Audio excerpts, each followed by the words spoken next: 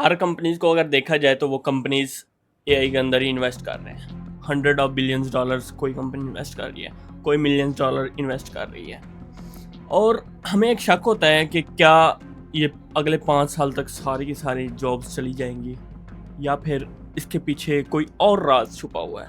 अगर हम देखें कि एआई हर फील्ड के अंदर आ गई है, लाइक हम मेडिकल फील्ड देखें, कंटेंट राइटिंग वाली फील्ड देखें, या फिर सॉफ्टवेयर डेवलपमेंट वाली फील्ड देखें, या फिर कोई छोटी छोटी फील्ड तक भी देखें ना, एआई उधर भी आ गई है।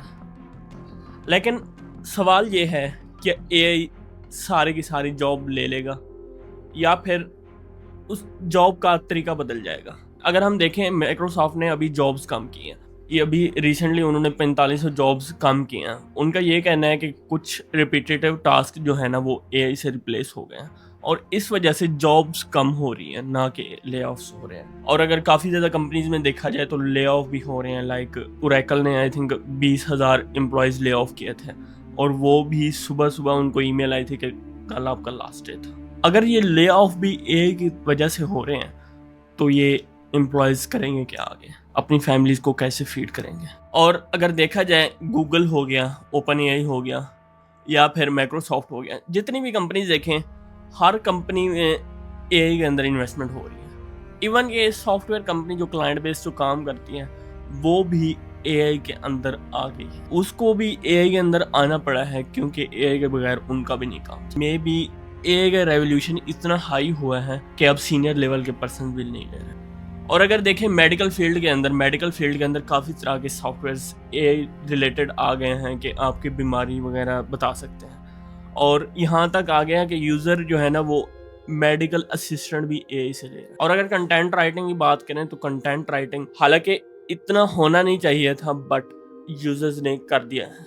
30% ऑलमोस्ट डिक्रीज हुआ है फ्रीलांसिंग काम कंटेंट राइटिंग का। बट इसके अंदर मेरा एक पॉइंट ऑफ व्यू है। मेरा पॉइंट ऑफ व्यू ये है कि एआई हर किसी को रिप्लेस नहीं करेगी, बल्कि एआई जो रिपीटेटिव टास्क होंगे वो कंप्लीट करेगी और एम्प्लॉयज़ की हेल्प करेगी। जैसे आप देखें, यूआई डिज़ाइनर अब एआई यूज़ करता है और वो डिज़ाइन ईजिली बना सकता है। मैं एज अ सॉफ्टवेयर डेवलपर मैं एआई यूज़ करके कोड ईजिली लिखवा सकता हूँ, लेकिन मैं कंप्लीट टास्क एआई से नहीं करवा सकता।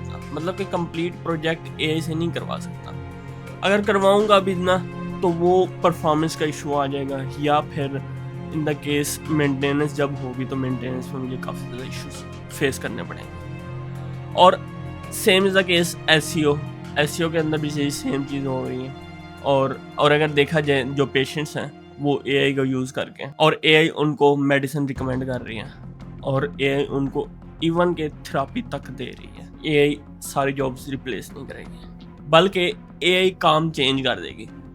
जैसे अभी मैं कोड लिखवा रहा हूँ एआई से, लेकिन फिर भी मेरी क्रिटिकल थिंकिंग यूज़ हो रही है। जैसे अभी कंटेंट राइटर वो हेल्प ले रहा है एआई से, लेकिन वो कंप्लीट एआई स्टोरी अच्छी तरह से नहीं बनाएगा। एआई ह्यूमनाइज स्टोरी नहीं बनाएगा कि जो यूज़र को अच्छी लगे, जो सुनने वाले को अच्छी लगे, जो पढ़ने वाले को अच्छी लगे स्टोरी। वो स्टोरी एआई नहीं लिख पाएगा। इसलिए हमें ये चाहिए कि एआई को भी यूज़ करते रहें, लेकिन साथ के साथ अपना दिमाग भी यूज़ करें।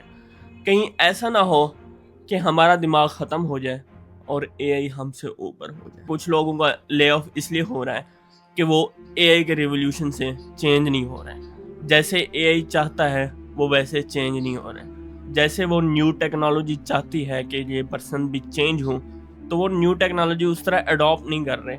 इस वजह से वो ले ऑफ हो जाते हैं।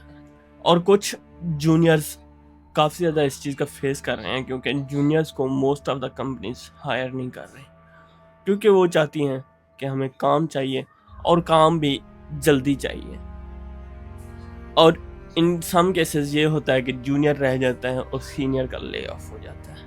ये तरह तरह की कंपनीज जो है ना अपनी कॉस्ट बचाने के लिए कुछ भी करती हैं। मेरे मुताबिक आपको फर्स्ट ऑफ ऑल एआई के मुताबिक चेंज होना चाहिए। टेक्नोलॉजी उस हिसाब से आपको चेंज करनी चाहिए, और टेक्नोलॉजी के साथ साथ अपनी क्रिटिकल थिंकिंग भी यूज़ करते रहें। क्योंकि अगर क्रिटिकल थिंकिंग एआई की ज़्यादा होगी आपसे, तो फिर एआई आपको रिप्लेस इजीली कर सकती है। Thank you.